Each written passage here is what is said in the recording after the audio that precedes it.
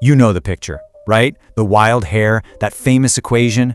But the real story of Albert Einstein isn't about some kind of innate genius. No, it's a story about a guy who was just passionately curious, and that changed everything. Let's bust some myths. Did he fail math? No way. He mastered calculus when he was 15.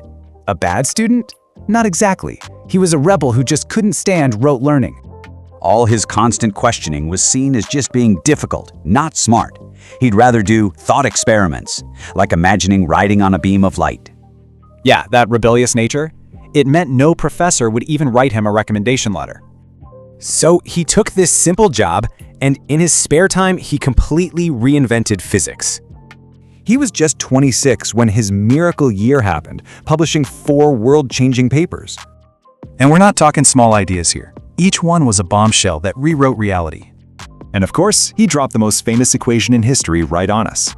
See, for centuries, we all just thought of gravity as Newton's invisible pulling force. But Einstein imagined something totally different, a single unified fabric called spacetime. So gravity isn't a pull, it's just the curve that heavy objects make in spacetime. Planets aren't being pulled, they're just following the curves made by the sun. When they proved he was right, he became a superstar, but the world was getting dark. As a Jewish pacifist, he had to flee Hitler's Germany and found refuge in America. There, his own science, his own equation, forced him to warn the US about the atomic bomb. He was horrified by what it did and spent the rest of his life fighting for peace.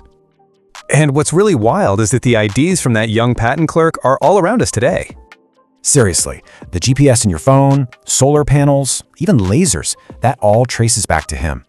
But his real legacy? He taught us to challenge everything, to value imagination over knowledge. The world was changed forever by a rebel who just never ever stopped asking why.